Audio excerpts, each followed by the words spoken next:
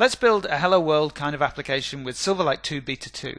I'm going to do some things in this video that I won't explain. We'll come back and explain them all in subsequent videos, so don't worry if there's things that you really want more depth on. We'll make more videos about those things. What we want to do here is just use Visual Studio and Expression Blend to show you how those two tools work together and how you get going with a Silverlight application. So let's just go ahead and do File, New, Project. And we'll go for a Silverlight application in C#. I will call that Silverlight application Hello World. And straight away Visual Studio says to me, would I like to create a web application to test this Silverlight application? Because you need to host a Silverlight application on an HTML page, and you have a choice as to whether you want a new website or whether you want to just make an HTML page that's stored in the file system. Generally speaking, you can do less from HTML in the file system than you can from a website, so I'm going to go for a website. You can also create a web application project if you want to. I'm going to click OK.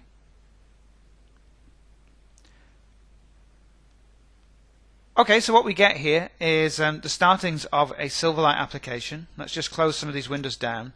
We get a website up here and we get a Silverlight application down here that will be referenced by the website. Okay, so let's build a Hello World style application. All I'm going to do is go to my page.xaml here, and I'm just going to take this grid and put some lines into it. So let's just have some row definitions in here, and I'll have a row definition, I'll have another one and another one. So we have 3 row definitions. And I'm going to tell the grid to show the lines so that we can actually see those row definitions. You see them now on the editor up above. So what I'm going to do is into the first row I'm just going to add a text box, and we'll just set a margin on that of 5, let's say.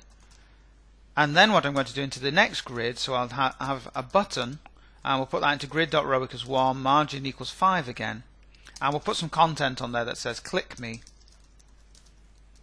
There's my button. And finally at the bottom I'm going to have a text block, and this text block I will just put into grid.row equals 2, margin equals 5, and we'll say text equals not set.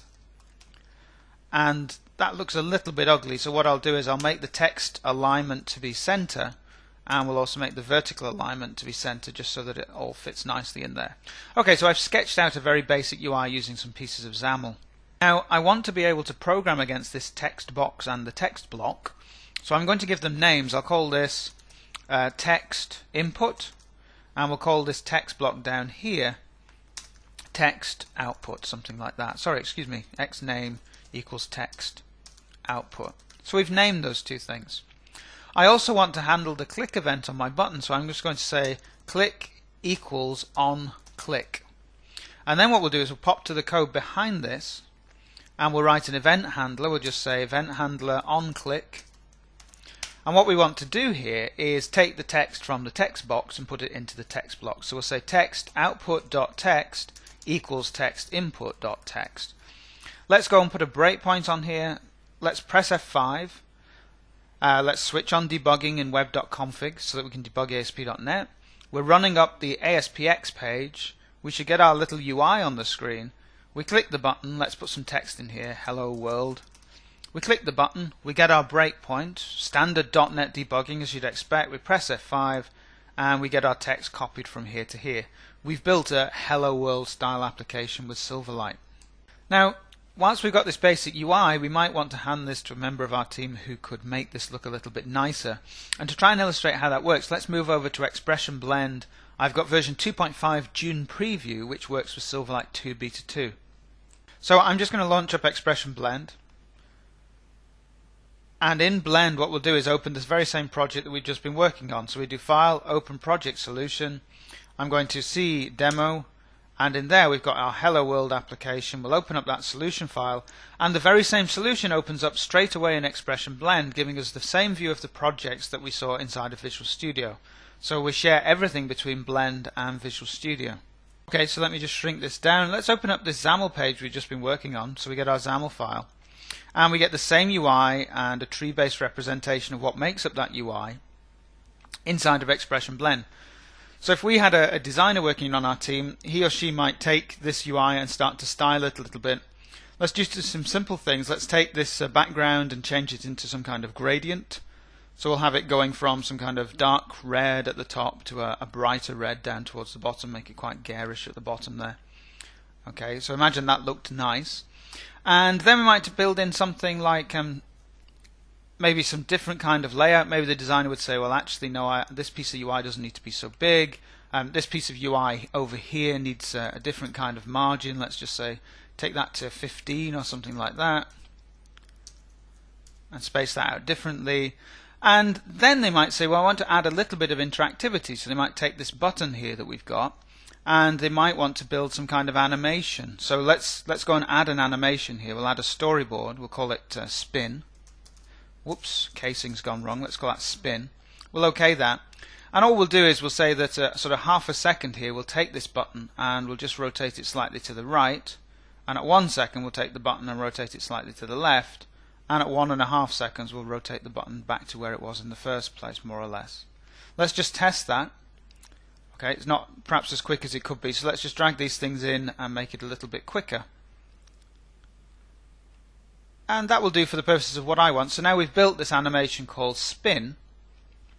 And so let's stop recording and let's save this.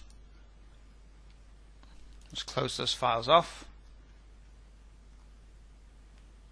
And pop back over to Visual Studio, and in Visual Studio we realize that things have been changed, so let's click OK. Let's reload that. We can see in Visual Studio that things have been changed. And as a developer, I can either have a look in the XAML, or maybe I've talked to my designer.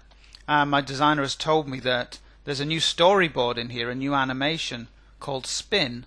So what I could then do is when we get into the code here, when you click the button, I could make that animation begin by just doing spin.begin, and we press F5 in Visual Studio now.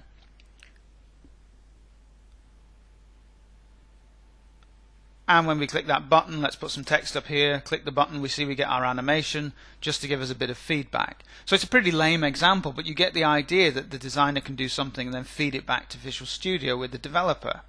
Now just to take that a step further, if you go back to Expression Blend and reopen that XAML file, what we might want is there might be a designer who wants to change the look and feel of this button altogether. He doesn't want this rounded rectangle for their button. So what you can do with that is edit the template that makes up the button. We can either create a template based on a copy of this one or create an empty one. I'll create an empty one. We'll just go ahead and do that. And now we have no UI whatsoever for our button. The first thing we'd probably want is for the original content to come through. So I'm going to insert a content presenter here which will present the original content, which was click me. And we'll just make sure that that thing is laid out in the middle, so we'll just center it horizontally and vertically, and there's the original content coming through. Now I might want some arbitrary UI behind this. I'm just going to indicate that here by drawing something with a pencil. So let's take a pencil and let's just draw anything really. I'm just going to try and sketch something out here. It's not going to be very accurate because I'm using a mouse, but let's just go and draw some squiggly shape and indicate that that can be in there. I want the content presenter to be after that so that it shows on top. And then let's take this path and we'll just make its fill something bright. Let's make it yellowy. Might move that up there. So there's our new button. And we might want to add some behavior here such that when the mouse is over this button, for instance, let's take the stroke of the button and let's thicken it up to say 3, something like that. And that should give us a little bit of behavior when the mouse is in. When the mouse is pressed, maybe we want the stroke to still be 3, and maybe we also want the color to change. So let's make the color change to be something really garish. Let's go for green on the path there. Oh, excuse me, we're doing that on the stroke. Let's change the path to be green. So that's when it's pressed, and maybe we want that to happen over 0.1 seconds or something like that.